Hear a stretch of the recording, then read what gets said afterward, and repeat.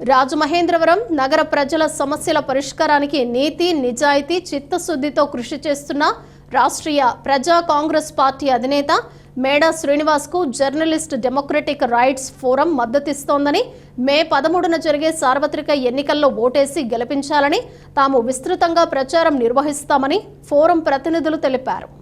The Rajahmundry press క్లబ్లో గురువారం జరిగిన మీడియా సమావేశంలో జేడీఆర్ఎఫ్ జాతీయ అధ్యక్షులు పి. కృష్ణ, రాష్ట్ర జాయింట్ సెక్రటరీ తంగిరాల సోని మాట్లాడుతూ, మేడా శ్రీనివాస్ రాజమహేంద్రవరం పార్లమెంట్, సిటీ నియోజకవర్గాల నుంచి ఎన్నికల్లో పోటీ చేస్తున్నారన్నారు. ఆయన న్యాయవాదిగా పేదలు, తాడిత పీడిత వర్గాల ప్రజలకు అనుక్షణం అండగా నిలబడుతూ న్యాయ పోరాటాలు చేస్తున్నారని అన్నారు. నగర ప్రజలకు సురక్షితమైన గోదావరి జలాలు తాగునీటిగా అందించాలని చేస్తున్న పోరాటం పట్ల ప్రజల నుంచి మంచి స్పందన వచ్చిందన్నారు. నగరాన్ని ఒక విజనరీగా ఎలా అభివృద్ధి చేయాలనే దానిపై ఆయనకు స్పష్టమైన కార్యాచరణ ప్రణాళిక ఉందని, అందువల్లనే ఆయనను ప్రజలందరూ ఓట్లేసి గెలిపించాలని కోరారు. జర్నలిస్ట్ డెమోక్రటిక్ రైట్స్ ఫోరం సభ్యులు G. Muralikrishna, Y. Srinivasarao, Newton, Dadala Satyababu, Rajendra తదితరులు పాల్గొన్నారు.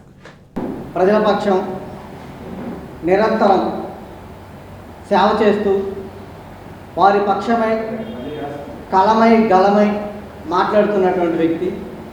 స్టేట్లోనే బహుశా ఎమ్మెల్యేలు కానీ ఎంపీలు కానీ పేరుండొచ్చు, కానీ ఒక ప్రజా ఉద్యమకారుడిగా, ఒక జర్నలిస్టుగా, ఒక న్యాయవాదిగా అనేక సామాజిక సమస్యల పట్ల, అనేక సామాజిక సంఘటనల పట్ల స్పష్టమైనటువంటి అభిప్రాయాన్ని వ్యక్తపరిచి తాడిత పీడిత ప్రజా వర్గాల కోసమే న్యాయవాద వృత్తిని చేపట్టి ఎక్కడ సమస్య ఉంటే ఆ సమస్యపై పోరాటం చేయడానికి జర్నలిజంలోకి వచ్చినటువంటి వ్యక్తే మేడా శ్రీనివాస్ గారు. రాజమండ్రి ప్రజలకు సుపరిచితులు. అలాగే స్టేట్ మొత్తం కూడా ఆయన రాష్ట్రీయ ప్రజా కాంగ్రెస్ తరఫున వ్యవస్థాపక వ్యక్తి ఆయన. అట్లాగే ఒక జర్నలిస్ట్ కాబట్టి తన జర్నలిజం రచన ద్వారా ఆయా సామాజిక సమస్యలను ఎప్పటికప్పుడు ప్రజల తరఫున గొంతు వినిపిస్తున్నటువంటి వ్యక్తి మేడా శ్రీనివాస్. మేడా శ్రీనివాస్ గారు న్యాయవాదే కాకుండా ప్రజల మనిషి, ప్రతి సమస్య మీద పోరాడుతూనే ఉన్నారు. వారిని గెలిపించాలని ప్రజల్ని విన్నవించుకుంటున్నాము.